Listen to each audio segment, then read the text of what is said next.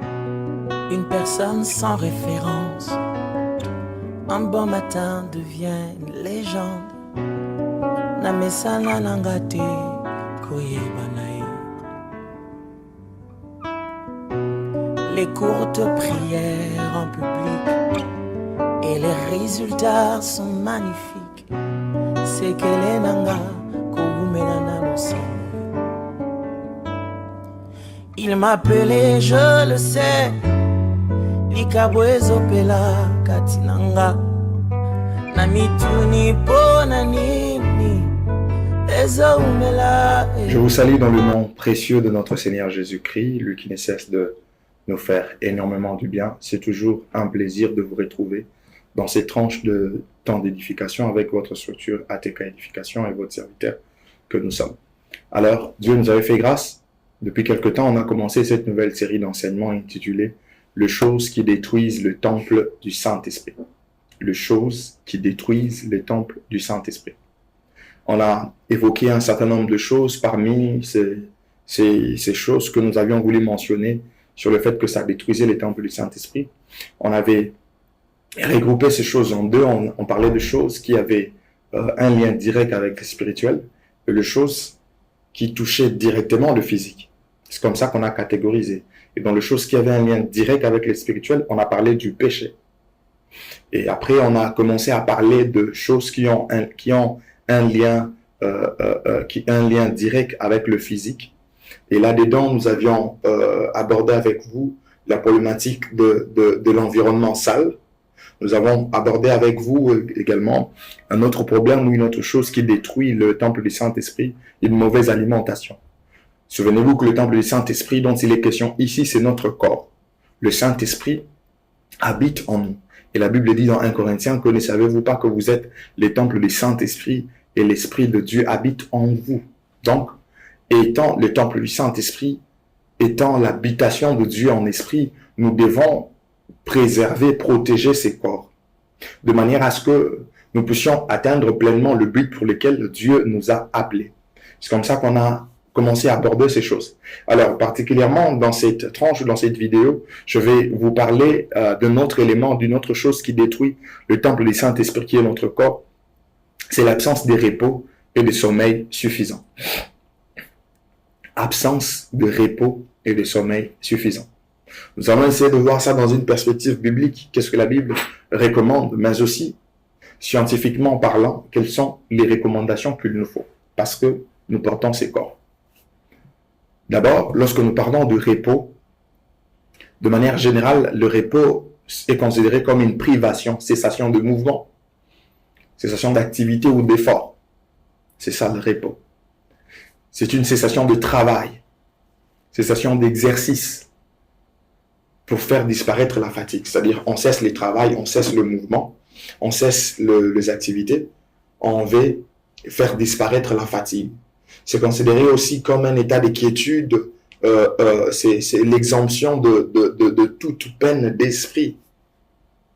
Mais en d'autres termes, certains disent que le repos, c'est le sommeil, oui.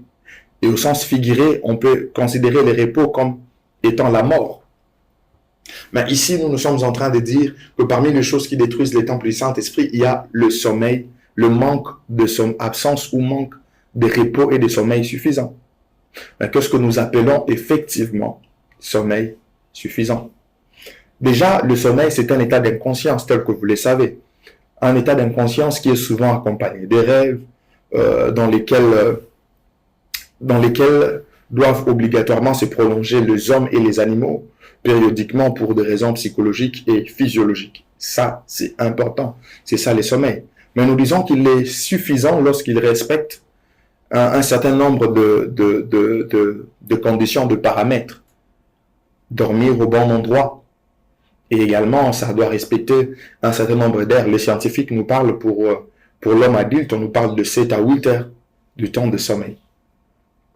Ça se fait en guise d'introduction pour nous mettre dans le bain de ce que nous disons absence de repos, absence de sommeil suffisant. On a compris ce que c'est le repos, on a compris ce que c'est le sommeil suffisant. Et on a compris également qu'il y a un lien direct entre le sommeil et le repos. Alors, j'aimerais partager avec vous quelques éléments ou quelques vérités autour de l'absence du sommeil et l'absence de repos de manière suffisante. Première chose que j'aimerais partager avec vous, c'est celle-ci.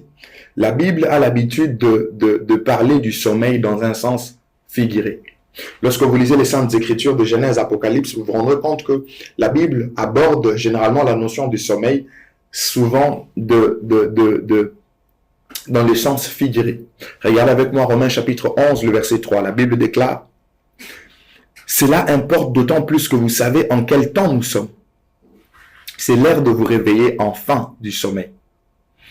Car maintenant le salut est plus près de nous que lorsque nous avions cru. » La Bible dit, c'est l'heure de vous réveiller enfin du sommeil. Ici, il n'est pas question d'un sommeil physique. Il est plutôt question d'un sommeil spirituel qui peut être traduit par la distraction. C'est comme ça que l'apôtre est en train de dire que c'est l'heure de se réveiller enfin du sommeil. Et lorsque vous lisez d'autres textes qui abondent dans le même sens pour parler du sommeil de manière figurée, vous pouvez voir le livre de Proverbes. Proverbes chapitre 6, le verset 4, la Bible dit « Ne donne ni sommeil à tes yeux, ni assoupissement à tes paupières. » Et dans Proverbes chapitre 4, toujours le verset 9 jusqu'au 11e, la Bible dit ceci. « Paresseux, jusqu'à quand seras-tu couché? Quand te lèveras-tu de ton sommeil? Un peu de sommeil, un peu d'assoupissement, un peu croiser le main pour dormir, et la pauvreté te surprendra comme un rôdeur et la disette comme un homme en art. » Ici, le sommeil dont il est question, ce n'est même pas la distraction. Mais ici, le sommeil dont il est question, c'est le fainéantisme, au fait. La Bible est en train de démontrer que lorsqu'on est fainéant, la pauvreté va nous surprendre. Et Proverbe 23 le confirme en disant « N'aime pas le sommeil de peur que tu ne deviennes pauvre. Ouvre les yeux, tu seras rassasié de pain. » Donc la Bible n'est pas en train de mettre de côté ou de bannir le sommeil ou de refuser le sommeil. Mais la Bible est plutôt en train de parler du sommeil ici dans le sens figuré pour nous dire que nous ne devons pas être de paresseux. C'est ça le sens, le sens de sommeil qui est abordé dans les livres de Proverbes. Donc cela confirme cette vérité que nous venons d'évoquer avec vous, que la Bible parle du sommeil de manière dans un sens figuré. Deuxième chose que j'aimerais partager ici, c'est que les repos et le sommeil sont indispensables pour l'homme. Le repos et le sommeil sont indispensables pour l'homme. Certes, ce sont des choses que nous connaissons, mais nous rappelons ces choses pour que nous puissions le mettre en pratique afin de préserver notre corps. Tel que Dieu a créé l'homme, tel que l'homme fonctionne après un certain nombre d'heures, l'homme doit se reposer par le sommeil. Et ce sommeil permet, les scientifiques nous disent que le sommeil permet la régénération cellulaire. Donc la peau, le muscle se régénère. Et cela permet également la mémorisation. Au-delà de la mémorisation, ça permet la sécrétion hormonale pour la croissance. C'est pendant que l'homme dort. Ça permet également la restauration et le développement du système immunitaire. Donc le sommeil renforce même notre sommeil immunitaire. Ça renforce ces systèmes. Vous savez, lorsqu'on dit que le sommeil est indispensable pour l'homme, n'oubliez pas non plus que ce sommeil est aussi influencé par l'âge, c'est-à-dire généralement vous allez voir le bébé dormir beaucoup. Au fur et à mesure que l'enfant commence à grandir, ses heures de sommeil se réduisent et à l'âge adulte, vous avez un timing normal et à la vieillesse, ça change encore, donc ça shift. Donc voilà un peu, mais beaucoup aussi les caractères indispensables du sommeil que nous sommes en train d'évoquer ici peut s'expliquer par plusieurs choses, et on peut même rentrer dans les Saintes Écritures. Vous allez voir que Jésus lui-même, en tant qu'homme sur la terre, il a dormi. Lorsque vous regardez Matthieu chapitre 8, le verset 34, la Bible dit et « Voici, il s'éleva sur la mer une si grande tempête que la barque était couverte par le flot, et lui, il dormait. » On parle de Jésus. Celui qui avait porté en lui la plénitude de la divinité, il a y à dormir. Et c'est là, c'est confirme aussi dans Marc chapitre 4, verset 38. Là, Marc détaille encore les choses. Il dit, et lui, il dormait à la poupe sur le coussin. Waouh! Pendant que ses disciples sont en train de voir l'air mort à cause des flots de la mer et à cause du vent. Pour renforcer toujours ces caractères indispensables du sommeil, c'est que le repos est un principe de Dieu. Le repos est un principe de Dieu. N'avez-vous pas lu que Dieu a créé toutes choses sur la terre ici pendant 6 jours? Et le 7e jour, Dieu s'est reposa. Genèse chapitre 2, le verset 2 à 3 le confirme. Dieu acheva au 7e jour son œuvre qu'il avait faite et il se reposa au 7e jour de son œuvre qu'il avait faite. Il se reposa. Dieu bénit le 7e jour, il le sanctifia parce qu'en ce jour-là, il se reposa de toute son œuvre qu'il avait créée en la faisant. Dieu s'est reposé après avoir créé le monde et tout ce qu'il renferme, et l'homme également. Le repos est un principe de Dieu. Et le même Dieu, nous le voyons plus tard, lorsque il a institué la loi avec Moïse sur les enfants d'Israël. Dieu a dit à Moïse que vous travaillerez pendant 6 jours et le 7e jour, ça sera le jour de repos. Vous pouvez voir ça dans le Pentateuque. Moïse en parle. Dans Exode, bien sûr. Dieu a institué 6 jours de travail et 7e jour, il voulait que son peuple puisse se reposer. Et vous allez voir que tout cela affirme le fait que ça renforce la vérité selon laquelle le repos est un principe de Dieu. Et ça nous ramène à la deuxième chose que nous étions en train de dire, que le repos est indispensable. Si Dieu s'était reposé, à combien de fortes raisons l'homme que Dieu a créé? Et pour ceux qui sont par exemple en RDC, notre administration actuelle reconnaît aux travailleurs de travailler pendant pratiquement aujourd'hui, le samedi, on ne travaille pas, les dimanches, on ne travaille pas. C'est-à-dire, on nous laisse pratiquement 2 jours de repos la semaine.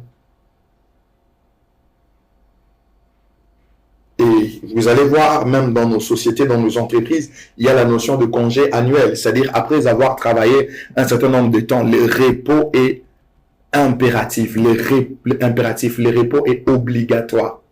Donc, le repos est un impératif pour l'homme. Donc, dans tout ce que vous faites, quel que soit votre niveau de responsabilité, quel que soit quelles que soient les tâches, les devoirs que vous aviez, sachez que le repos est indispensable pour vous et vous devez prévoir un temps pour ça.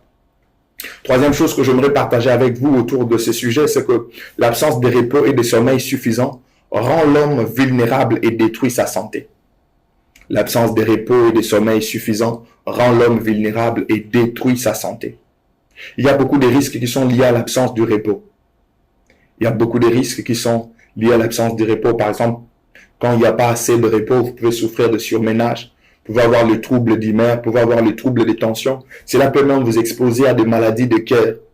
Et le surménage en soi se manifeste par plusieurs signes. Hein. Ça vient avec de grandes fatigues, ça vient avec des poussées d'hypertension, des insomnies, de douleurs au dos, aux muscles, toutes ces choses, et de maux de tête. Et ça peut vous renvoyer carrément à la dépression, et ce qui ne sera pas du tout une très bonne chose pour vous. Donc, du coup, vous devez avoir un sommeil et un repos suffisants. Sinon, vous exposez votre santé. Vous devenez vulnérable. Et j'attire votre attention. Et en cas d'insomnie, en cas de moment où vous sentez que les insomnies commencent à devenir récurrents, n'hésitez pas de voir un médecin le plus vite que possible. L'intelligence et la sagesse qu'ils ont émanent de Dieu. Alors, quatrième chose que j'aimerais partager encore avec vous autour du repos et sommeil suffisant, c'est de vous dire ceci.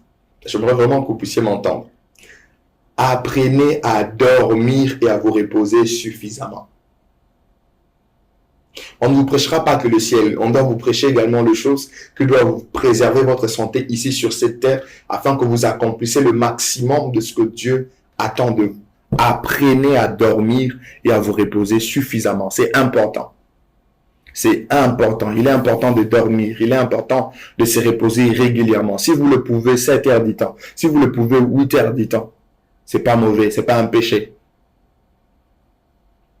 Imaginez même que le Dieu qui vous a créé, le Dieu qui vous a appelé à la chrétienté, le Dieu qui vous a appelé à être spirituel, parlant de son peuple dans Lévitique chapitre 26, verset 6, il ne veut pas que le sommeil de son peuple soit troublé. J'aime ce qu'il dit au sujet du pays. Il dit, je mettrai la paix dans le pays et personne ne troublera votre sommeil. Dieu ne veut pas que le sommeil de son peuple soit troublé. Il dit, je ferai disparaître du pays le bête féroce et l'épée ne passera point par votre pays. Parlant d'Israël, parlant de son peuple, il dit, et personne ne troublera votre sommeil. Si c'est le souhait de Dieu, qui sommes-nous pour ne pas prendre le temps de se reposer? Qui sommes-nous pour ne pas prendre le temps de dormir de manière suffisante?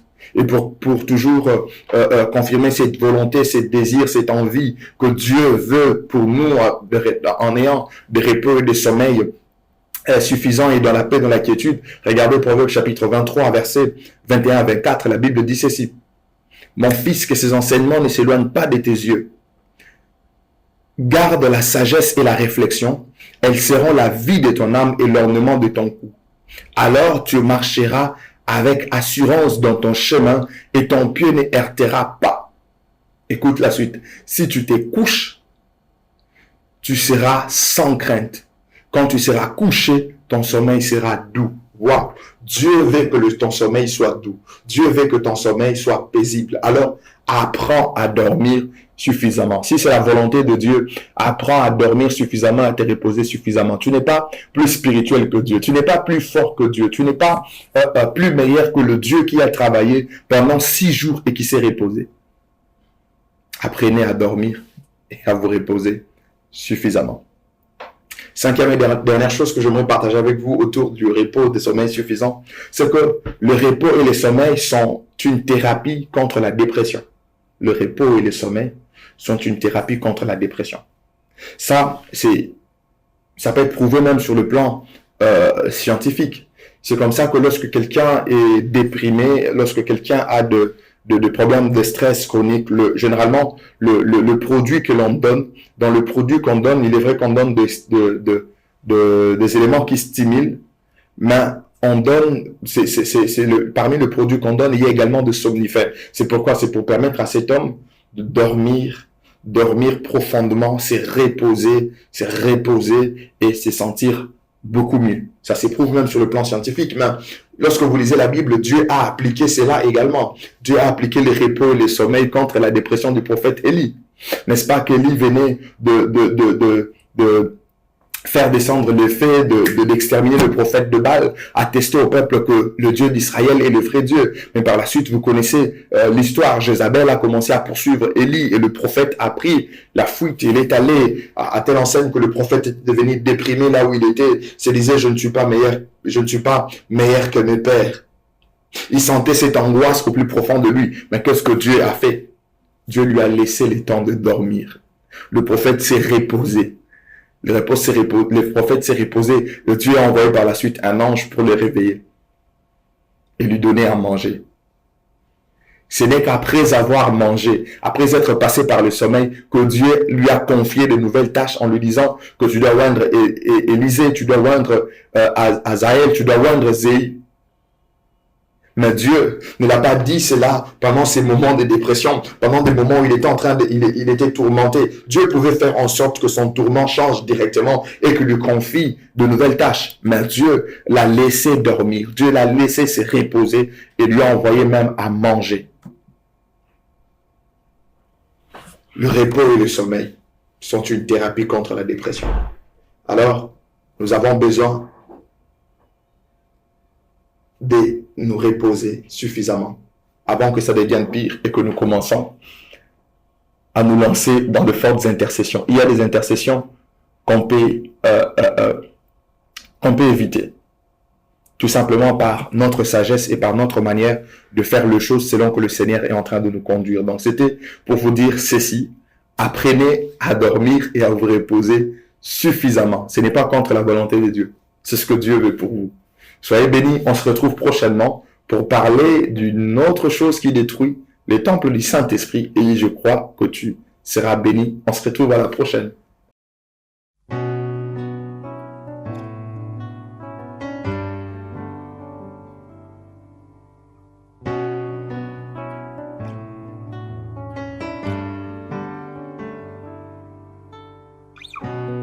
une personne sans référence. Un bon matin devient une légende. Namesana nangate koyebanae. Les courtes prières en public et les résultats sont magnifiques. C'est que les nanga koumenana losi. Il m'appelait, je le sais, Likabwezo pela katinanga. Namituni pona nini, ezo umela